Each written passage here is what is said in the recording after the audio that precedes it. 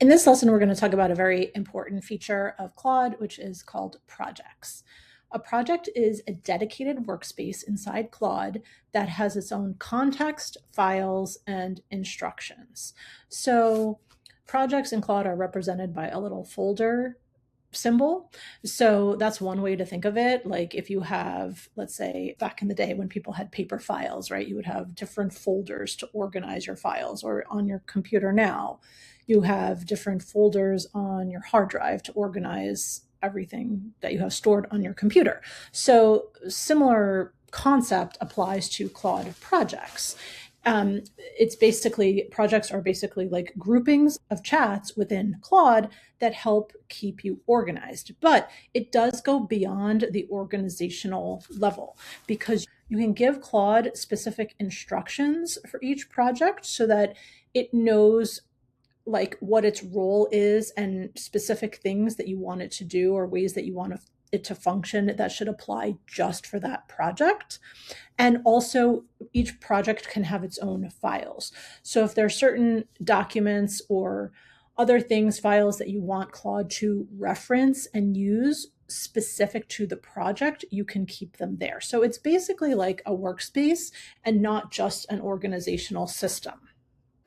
Every chat that is inside a project has access to anything that you've added in the project. So other chats or instructions or files, so that way you don't have to re-explain pieces of information or instructions within a project.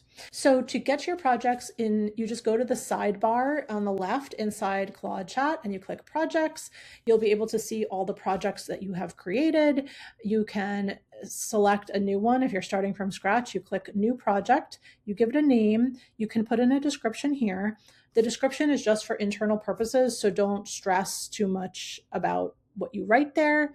And then I'm going to just open this one. Then a project has its own chat box. So if you initiate a conversation with Claude here, then that conversation lives within the project. And you'll be able to see your full chat history here underneath the chat box. So that way, if you have multiple chats or conversations within a project, you'll be able to see them here all in this one space. On the right here, this is where you can click the plus sign to add files to the project. And you can also click here where it says instructions, and you can type any relevant details or information that you want Claude to reference when it is having conversations with you within the project. If you are ever, let's say you are finished working with a project and you don't want to have it be in your project list anymore, you can archive it by clicking on the three little dots here and clicking archive. You could delete it. That's completely up to you. Then you can also click this little thumbtack, or I guess it's a pin symbol, in order to pin the project. If you have a lot of projects and you want the most important ones or the most recent ones to be at the top of your project list, you can do that. And then after you have a few chats or a few conversations within the project, Claude will start to fill in project-specific memory, and it'll appear here in the upper right corner of the project space. And you can look at that every once in a while just to make sure that all of the details are correct, and you can see if there's anything that you want to edit within the project. Another thing that I want to mention is that if you start a conversation with Claude within, like, outside of a project, right? And then you decide later that you want to add it to a project, you can do that in one of two ways. One is, as you're doing the conversation, you can click this plus sign and you can click add to project, and then it's going to give you a list of all your projects, and then you can move your current conversation into a project. The other thing that you can do for old conversations is you can find the conversation on the left side of your screen, either a pinned conversation or any under this recents tab. And next to the conversation name, there are these three dots, and you can click and you can add that conversation to a project, remove it from a project, or move it from one project to another.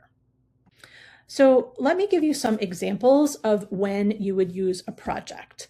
Basically, you create a project when you have an ongoing body of work with its own context. So some examples of that are: one, if you are working with clients, like one-to-one clients, you can have a separate project for each client, right? So not only would you want to keep your chats for each client in their own space, but each client has like each client project would have its own instructions and details and files that you would want Claude to reference. So it makes sense to have each client have their own project. Also, if you have, you can create projects with for your own business for each product that you sell or each offer that you sell. So let's say you have a course and you have a coaching program and you have a community, you might want to have a separate product for each of your offers. You can also have separate projects for different launches or campaigns. So let's say you're running a Black Friday sale and you want to have a project just for that, or you're launching something new with founding member pricing, you could have a project for that.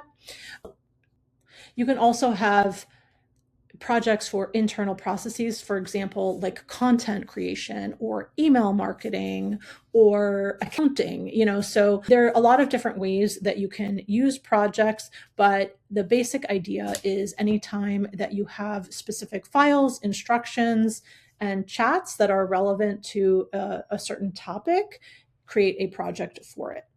Then the question is, when would you use a regular chat? So a chat not inside a project.